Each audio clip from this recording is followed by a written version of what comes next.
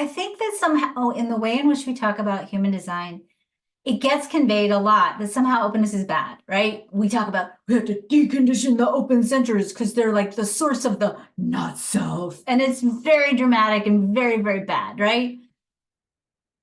First of all, you'll never not be open. So let's make peace with it. Okay. You'll never not be open. And unless you can walk around and a lead shield and never talk to another human being or experience a transit again because you're in a lead box, you're never not going to be able to experience things in your open centers. You always will. You can't shut it off. There's no crystal you can wear around your neck. There's no protection shield you can use. There's no magic, flower essence you can drink or guzzle. There's nothing you can do. You will always have open centers and you'll always experience other people's energies. And that's a beautiful thing. That's just who you are. And you are going to find 100% certainty, I can say this, that sometime, probably relatively often, you'll get carried away on somebody else's energy, right? And you'll be walking around, jumping into somebody else's life path, somebody else's decision. And at a certain point, you'll be like, oh, wait, I don't actually really like this. Why am I doing it, right? That's normal. What happens is the more you understand your chart, the more the time between you, other person's energy, and you realizing, oh, that's not my energy, that time frame condenses. It doesn't go away.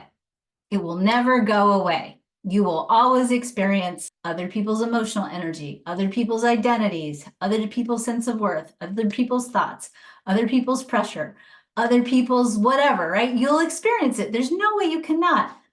But you will come to a point in time where you'll get faster at recognizing it. And here's the other part that I love.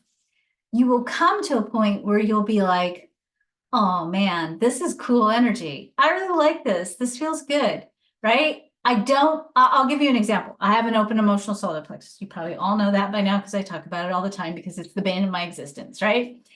And I live with two people who have the 3955. That means they have high highs and low lows. I have another daughter that also has that. I have another son that has that. I live with a lot of emotional people.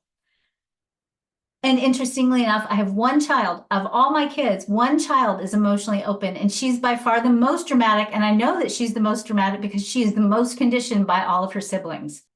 When my husband or my teenage daughter are like on their wave, I'm like, back away slowly, right? I don't want to be a part of it. But when they are high on their wave and I can be in that energy and I can really appreciate it, but it isn't really mine, right? But I can still really watch it and look at it. And it gives me such a depth about the human experience, right? I can go write a blog post about that because now I've watched that and I've been in it and I've experienced it, but I can also step away from it because it's not mine. So you will learn after a while to really be with it and appreciate it and love it. And also recognize, oops, that's not mine. Oops, that's not mine. Hands up, everybody. Repeat after me. I can learn to love my openness because it's fun. It is. Just don't identify with it.